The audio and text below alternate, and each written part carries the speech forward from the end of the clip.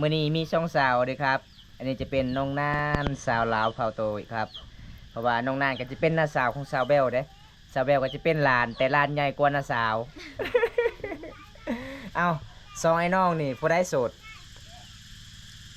โสดเบิดเออโสดเบิดพี่น้องอันสเปคซอยน้องนี่มักผู้บ่าวแบบใดเอาแนมกันเลยบัดนี้ฮะสิคนสูงผิวดำหรือผิวขาวเจ้ามักผิวดำโอ้ยยังคือเก่าเลยครับอัน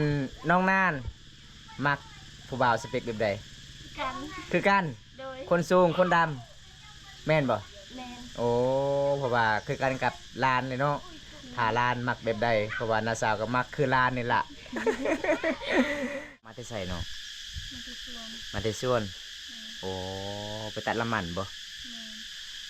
พี่น้องเพราะว่าน้องเบลหากันมาที่สวนบังเอิญนั่นดีพี่น้องเลย ปกติกะสิบ่ได้เจอละพี่น้องมื้อนี้แบบไปบ่ได้นัดบ่ได้โทรเลยพี่น้องก็เลยไปแบบหลักๆพี่น้องเลยมอบให้น้องเด้ออันนี้ก็จะเป็นสินยูทูบเบอร์จากเซโนเพิ่นฝากมาให้น้องสินอิหยังภาษาบันเจอเอิญนี่สินแต้มโอ้เพิ่นให้ซอจอยซออ้อยเนี่ยพื้นละพื้นเนี่ยพี่น้องหลายๆคนเพิ่นก็จะดีหลายก็เลยเพิ่นมาเยี่ยมยามซาวเบลครั้งแรกเพิ่นเห็นซาวเบลกับบุ้มีหยังก็เลยตอนนี้2 โมงแล้วพี่น้องเอ้ยมาเมื่อนี้งามเด้อพี่น้องเอ้ยงามสวยสุดๆเลยน้องเบลสาวลาวพี่น้องคิดว่าน้องแสดงโตสิเข้าเมืองบ่แม่นบ่บ่แม่น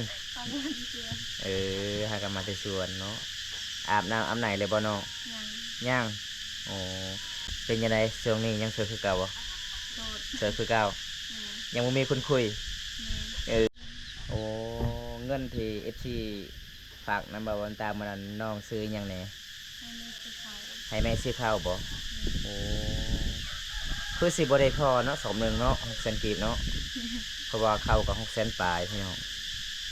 คิดว่าน้องสิแปลงโทรศัพท์บ่แม่เนาะให้แม่ซื้อข้าวก็ดีแล้วน้องเอ้ยเพราะว่าอยู่ร่วมกัน2มีลูกกับบ่มีใครเลี้ยงพี่น้อง แมนสาวเบลแกมบองด้วยครับแต่ภาษาไทยเอิญจักแกมียังครับแต่ภาษาลาวเอิญแกมบองยิมแกมบองสวยน่ารักมากครับบันส่วนเด้อสาวเบลโอ้บันส่วนอาจารย์เนี่ย อาจารย์ใส่นี่พอบุญมาแล้วสบายดีน้องเบลสบายดีพอบุญแน่จากประเทศอเมริกาสบายดี ถ้าจากเบิ้งแท้กะมาหาน้องใดเด้อพี่น้องมาหาบำตาสิพาไปอยู่บ้านน้องเบลเพราะว่าน้องเบลกับบุมีพ่อเด้อยู่นำกัน2 เมลูกพี่น้องเลยใช้ชีวิต2 เมลูกพี่น้องเพราะว่าหมู่บ้านของน้องก็จะเป็นมี4 หลังคาเฮือนเด้มันเป็นหมู่บ้านติดกับธรรมศาสตร์ภูผาปะดงพี่น้องปีหน้าสิเอาผัวมาแล้วมึงเลยสิเอาผัวยังยังมีใครเอาเนาะโอ้ยังไม่มีใครเอาเด้อครับจะแต่งแล้วครับผู้ใดเนาะครับจะแต่งแล้วครับFCว่าเจ้าจะแต่งแล้วจะแต่งกับไฟเนาะโอ้อยู่ประเทศลาวสวรรณเขตเด้ออยู่ภาคกลางสบายดีเพื่อนแน่สบายดีเด้อสบายดีคือบ้านสวนเด้อพี่น้องถ้าขอแต่งละเท่าไรเงินของเงินไทยนะเงินไทยเท่าไรจักบาทเนาะค่าดองบูฮูถามแม่ก่อนบ่ไอแม่ค่าดองลูกสาวเท่าไรฮะ50 ล้านเด้อครับ50 ล้านกีบตกประมาณ87,000นี่แหละ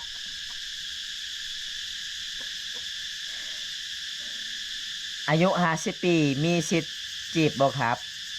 โอ้อันนี้ก็ต้องถามน้องเบลเด้อครับ ผมให้เยอะกว่าโอ้พี่ให้เท่าไหร่ครับเพราะว่า50 ล้านกับประมาณ87,000นี่แหละผมให้มากกว่านี้ก็ได้เท่าไรเท่าไรเนาะพี่เจ้าสิให้บัดนี้ญาติกันแล้วบัดนี้ส่วนบำตากับซูบใบเด้อครับบ่มีเงิน150,000 บาทโอ้150,000 บาทก็เยอะอยู่เนาะ150,000 บาทก็ตกประมาณ90 ล้านนี่แหละ90 ปลายล้านน้องแมวเคยได้เห็นอยู่บ่เงินฮอด90 ปลายล้านบ่เคยเลยมีแต่เงิน50 20เนาะ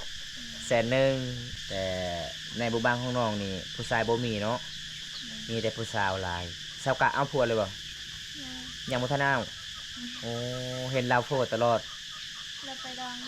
องแล้วโอ้ไปดองอยู่บ้านซอยนะอ๋อซอยซอยจอยกะอยู่นำกันอยู่หั่นแหละเลือกไอ้ดังสิเลือกอีหยังเนาะครับไม่ถึงให้150,000 บาทโอ้ขอในเด้อครับ10 บาทในเด้อ ผมสิเป็นพอลามให้ครับครับชมกินแล้วก็อย่าลืมฝากกดไลค์กดแชร์กดติดตามในเด้อพี่น้องฝากเป็นกำลังใจให้บ่าวมันตาบ้านนอกฝากมังกรผิดคลิปตอนต่อไปพี่น้องเลยน้องสาวชื่ออะไรชื่อหยังเจ้าน้องเบลเด้อน้องเบลสาวลาวทักมาได้เลยครับชื่อเพจน้องเบลสาวลาวผมดีกว่าไม่มีบ้านไม่มีรถไม่มีเงินถ้าเลือกผมจะพาเร่ร่อนไปเรื่อยๆโอ้ยเจ้าสิไปได้บ่ได้ถ้าหาจริงใจเนาะเรื่องเงินนี่เฮากินมัดมือกับหมดแล้วน้องอายุกี่ปีอายุน้องจักปีแล้ว16 ปีเด้อครับอีก2 ปีก็สิเอาผัวได้18 ปีเอาผัวครับสบายดีบ่าวบุญตาไม่สบายหรือครับแม่นครับบ่สบายครับ บ่สบายทั้งรถบ่สบายทั้งโตมื้อนี้พี่น้องเอ้ย3 มื้อแล้วเป็นไงน้องสาวเจ้านาซาว น้าสาวเอ้าคือน้อยน้าสาวเจ้า นาซาว เจ้าล้านโอ้น้าสาวอยู่จักปี14 ปีบัดเจ้าเป็นหลานนั่นใหญ่กว่าเนาะ อยู่กับผมสบายกลัวงานไม่ต้องทำแมนบ่ต้องทำเพราะว่าสาวแบลว่าถ้าไปเฮ็ดงานก็อยู่บ่ม่วนน้องแบลเนาะเฮาชนบทต้องเฮ็ดงานสาวแบลเป็นมีงานหยังแน่ฮะเป็นเบิดทุกอย่าง เป็นเบิดทุกอย่างเด้อน้องเบลพูดว่าเป็นเบิดทุกอย่างทำกับข้าวโอ้เป็นบ่ทำกับข้าวเป็นแต่บ่เป็นแกงหน่อไม้เด้อ เฮ็ดบ่แซ่บเพิ่นว่าสวัสดีเด้อครับนั่งร่มนั่งคุยกับน้องเบลเด้อครับเพราะว่าบอมตากะสิโดนแล้วสิบ่ได้ไปหาเพราะว่ารถกาแฟเนี่ยยืมรถเขาเจ้าตลอดพี่น้องเอ้ยสบายดีเนี่ยน้องสบายดีน้องชื่อนี่ใดชื่อนานโอ้น้องนานน่าหักหลายอายุจักปีแล้ว14 ปีโอ้14 15 16 17 18ก็สิเป็นสาวแล้วเนาะยัง4 ปีเนาะ น้องเขาเฮียนห้องใดห้องม.2โอ้น้องเฮียนอยู่ห้องใดอยู่บ้านใดจุซุมตั้งอะไรนี่บ่โอ้เก่งเฮียนให้เก่งๆเด้อน้องเด้ออย่าพาเอาพัวเต้น้อยได้ถ้าเอาพัวเต้น้อยนี่คือสิปะพัวไว้ หนาหักลายเลยพี่น้องเอ้ยไม่เร่ง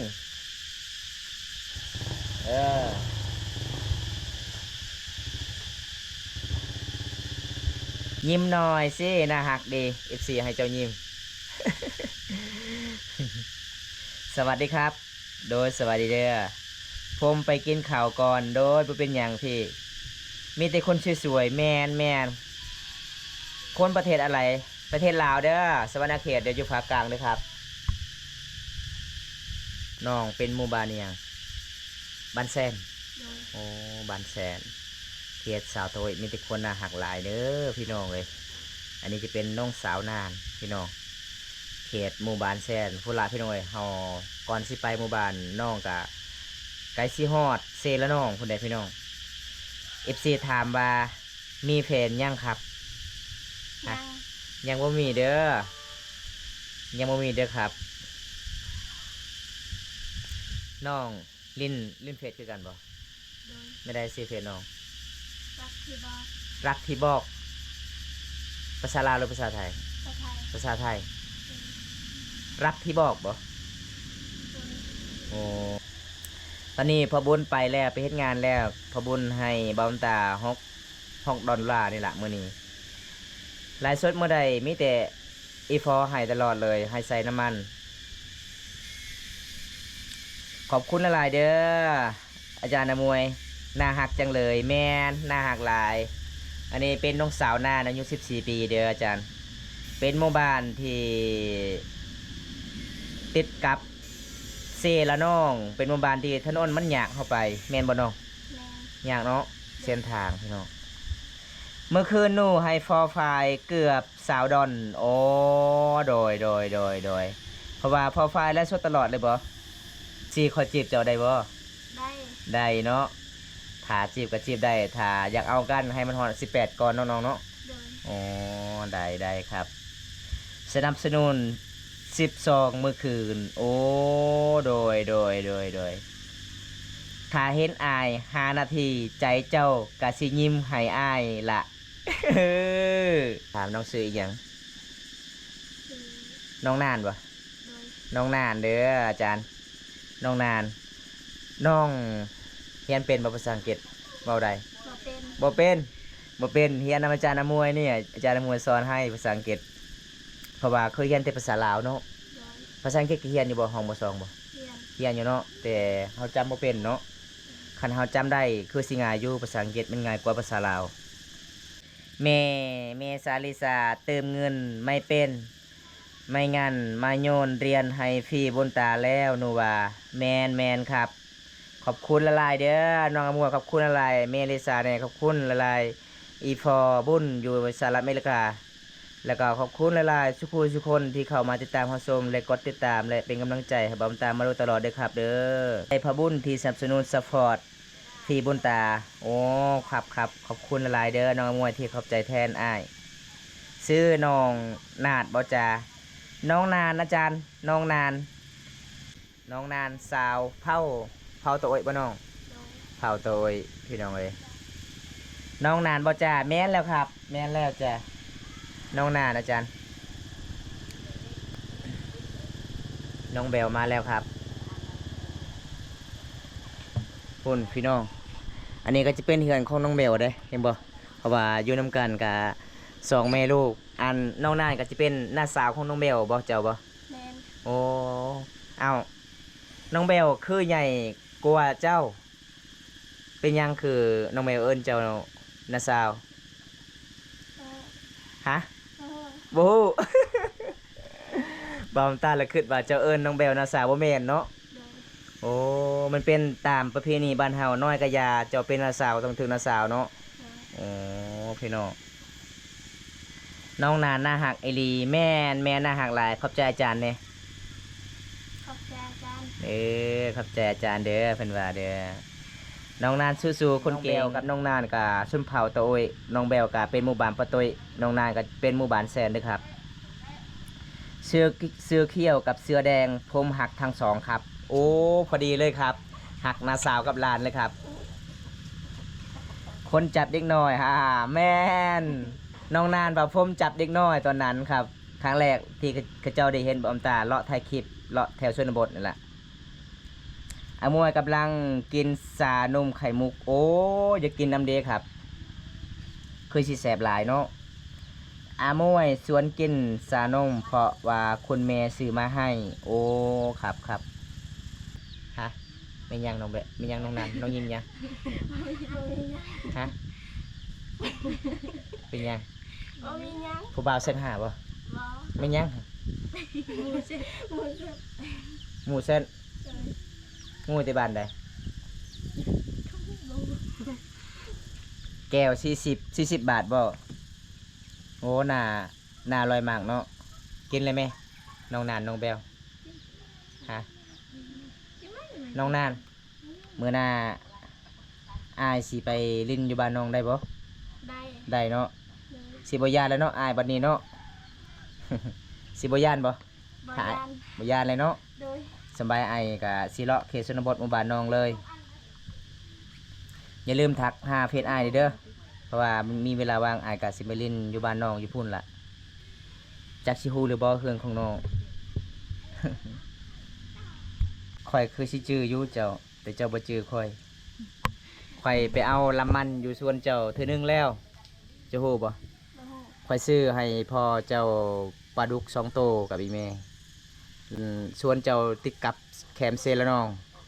แม่นเลย แม่นบ่ แม่น นี่เอาขอบใจหลายเด้อที่รู้จักกัน โอ้ยพี่น้องเอ้ยลมไปลมมาสุดท้ายรู้จักกันครับมื้อนี้มีช่องสาวเด้อครับ อันนี้จะเป็นน้องนานสาวลาวเผาโตยครับ